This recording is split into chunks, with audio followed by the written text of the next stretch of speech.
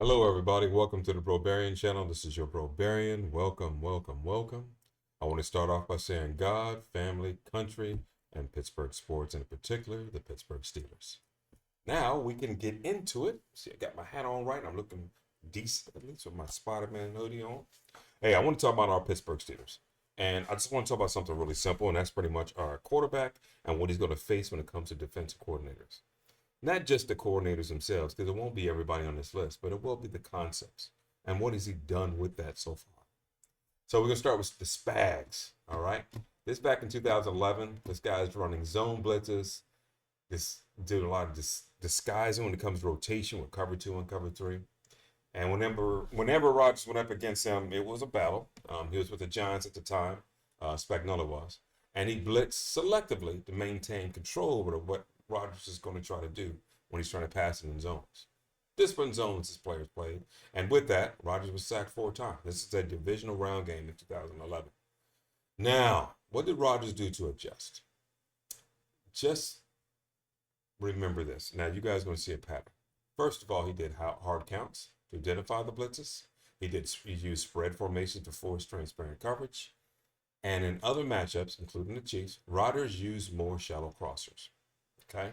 Now, Vic Fangio, his philosophy is all about match quarters, two high shells, light boxes, gap discipline, encourage offenses to run the ball. See a defense that's got certain gaps or holes in it or bubbles, run bubbles.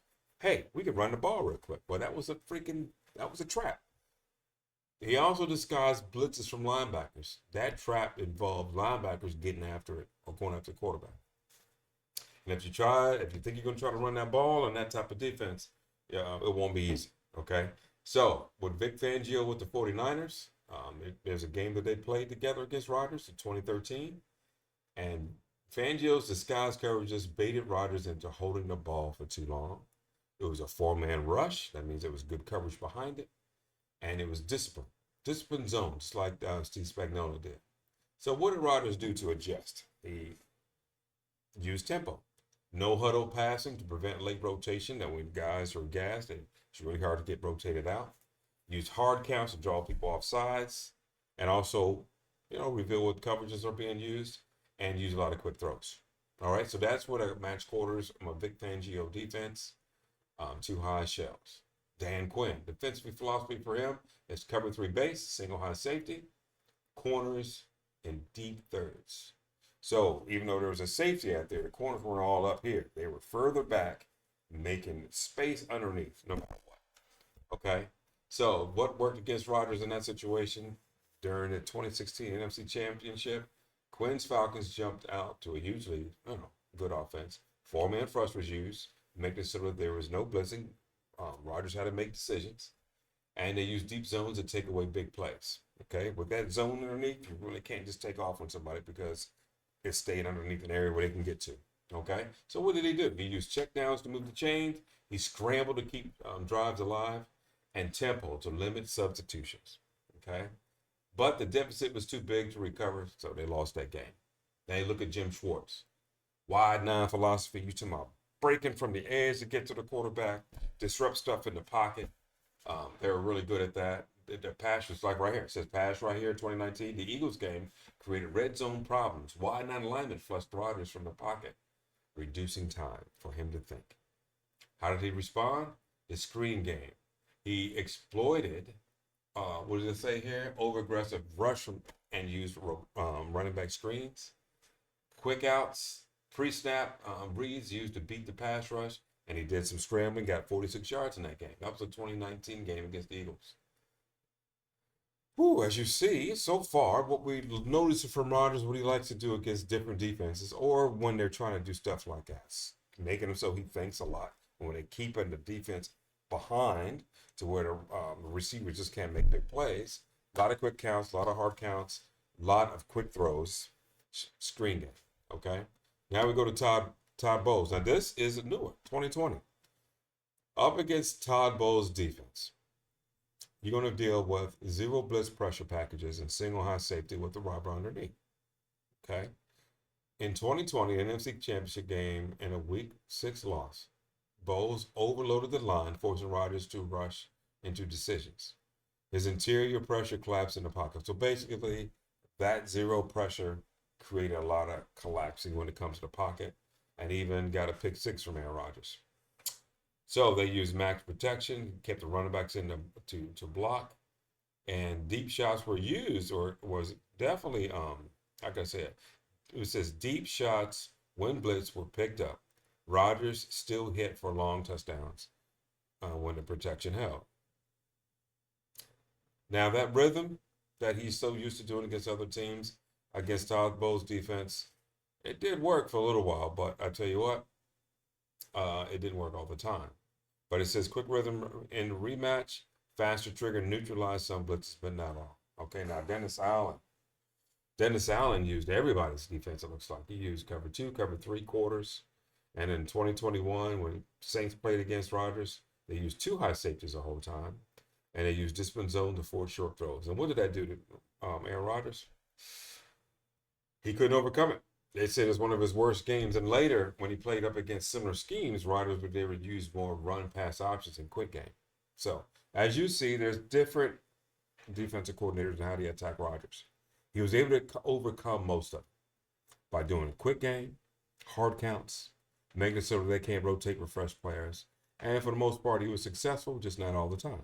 So that's that quarterback got. We went up against some very good defensive coordinators, and he was able to adjust and find ways to make it work. It wasn't perfect all the time, but he found ways. And sometimes they would win by smaller margins or lower scores. So what I got this up for, right? What does that got to do with 2025 season? Well, you guys might like this, or you might just realize something. First thing I want to show you is this one right here. First thing you see is, where is he at? Jim Schwartz, right here. Remember this guy? Screen game, quick out, scrambling, picked up 46 yards rushing. We got him as a Browns defensive coordinator, and he's going to see him twice a year. Also, Dennis Allen, the Bears defensive coordinator. 4-3 base, aggressive defensive, slot coverage. Okay. Dennis Allen, if you remember, that was one of the worst games he played against. But in similar games and similar schemes and against other teams, Rodgers was able to do more run pass options and quick games. So we're talking about RPO type deal. Very interesting that we're going to, out of those offensive coordinators, we're going to have, how can I put it, two guys out of that that's still around. But what we have facing coming up, you got Steve Wilkes, 4-2, nickel formation, going 3-4 during pressure without blitz. We're going to see a lot of similar stuff that, I was almost said Roethlisberger. We're going to see a lot of similar type of defenses that, you know, Aaron Rodgers faced since 2011. I'm expecting a lot of his experience to overcome a lot of these defensive coordinators that he's going to face. Even the ones like Jim Schwartz and Dennis Allen. Dennis Allen is going to be a really good game to watch because you see how well they was able to deal with Aaron Rodgers before. I can't wait to see how he does now. Buffalo Bills got Babbage. Zach Orr is a different guy. He used to be a linebacker for the Ravens. Now he's their defensive coordinator, and he does not like Pittsburgh, so it's going to be interesting to see how he does against them. But what are they doing? They're using nickel pressure to line up versus pass. Fire zone blitz for consistent pressure, and adapting to spreading out of the opponent. The last time Pittsburgh played, or the last time Aaron Rodgers played against a guy that's using a lot of pressure, if I remember right, that's up here somewhere. And I think that is Todd Bowles. Max protection, deep shots when available, quick rhythm passes, which I think he'll probably do against Zach Orr. He doesn't have the experience as Todd Bowles, but he was a player, so that does help him out a bit. It's going to be interesting to see how that works. He's going to be playing those guys twice a season as well. Now, I got another graphic up here. No videos today, but I'm hoping you guys like this stuff. So up against Spagnola, that's back in the day. Against him, he still did pretty decent when he's with the Giants. But as a whole, he has good games versus the Eagles, the Bears, and the Giants. They're all NFC teams that he played against.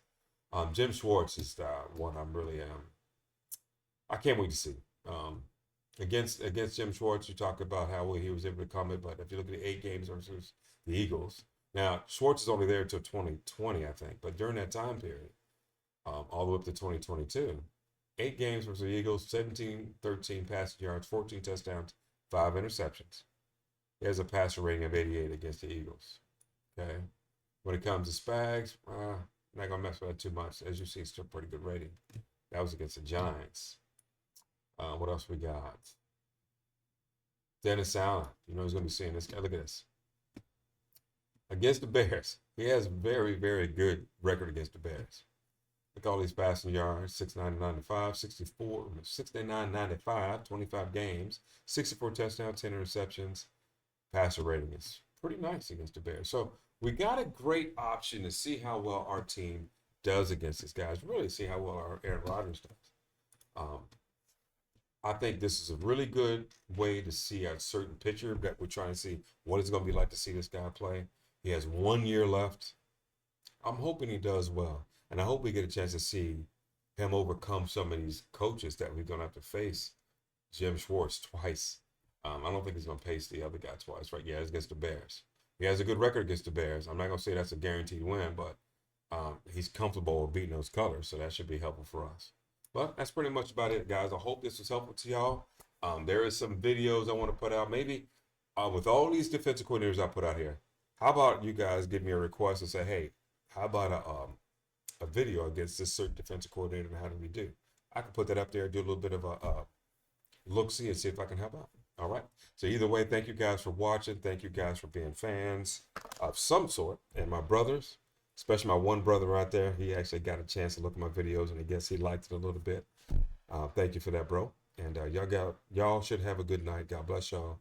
And that's pretty much about it. I'm getting off here. And that is about it.